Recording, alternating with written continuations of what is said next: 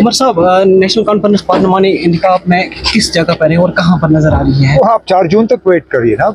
जी sir. आप ऐसे कैसे पूछ सकते हैं ना, किसको मालूम है कौन कहाँ है? वो तो वोटर तय करेंगे और वोट यहाँ 20 मई को पड़ेंगे, नतीजे 4 जून को पड़ेंगे। जी सर। इंशाल्लाह हम तो उम्मीद कर रहे हैं कि तीनों सीटों पे हमारी अच्छी कामयाबी होगी। मेहनत भी बहुत कर रहे हैं और वोटरों की तरफ से जो हमें रिस्पांस मिल रहा है उससे भी हमें और हौसला मिलता है। नेशनल कॉन्फ्रेंस ने कल इल्ज़ाम आयद किया था कि उनके वर्करों को अभी भी पकड़ जारी है, तो उस मामले में पुलिस ने वो मुस्तरद किया है, वो किस हद तक सही है सर?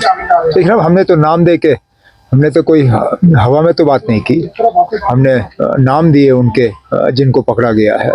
हमने थाने का उसमें जिक्र किया जिन थानों में उनको लेके गए हैं। तो पुलिस इस तरह हमारी जो है कंप्लेंट को नज़रअंदाज नहीं कर सकती। उनको समझा, उनको बताना पड़ेगा इलेक्शन कमीशन को कि ये कैसे और क्यों बुलाए गए हैं। इंजीनियर रशीद किस पार्टी को ज़्यादा नुकसान पहुंचा सकता है? तो आप बताइए मुझे, मैं क्या बता सकता हूँ। लेकिन ये पहली मर्तबा है कि मैं शुमाली कश्मीर में आया हूँ आज अपने लिए वोट मांगने के लिए।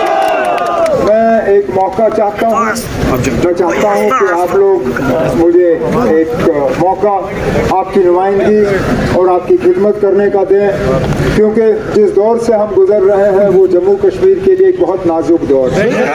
हर तरफ से खतरा है, हर तरफ से हमें जो है ख़त्म करने की कोशिश की जा रही है। हर तरह से हमें सियासी तौर और इक़्तिसादी तौर गुलाम बनाने की कोशिश की जा रही है।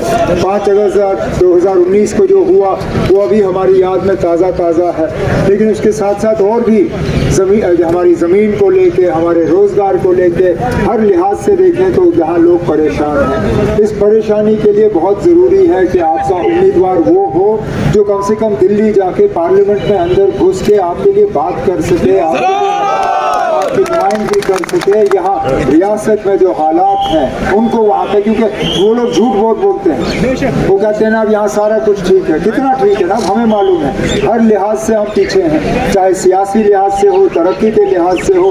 मुल्क में हम नंबर 1 पोजीशन पे है बेरोजगारी को लेके। आज हमारे नौजवान जो है वो नशीली दवाइयों का जो है वो शिकार होते हैं, और इन सब चीज़ों के लिए बहुत ज़रूरी है कि आप लोग और हम सब जो है अपनी आवाज़ दिल्ली पहुँच के बुलंद करें और अपने हकूक़ के लिए लड़ें, जो इंशाल्लाह आपके लिए करूँगा।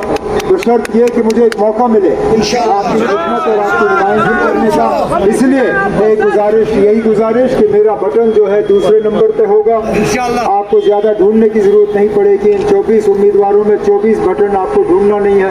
दूसरा नंबर बटन दबा के आप मुझे अपनी नुमाइंदगी और खिदमत करने का मौका दें।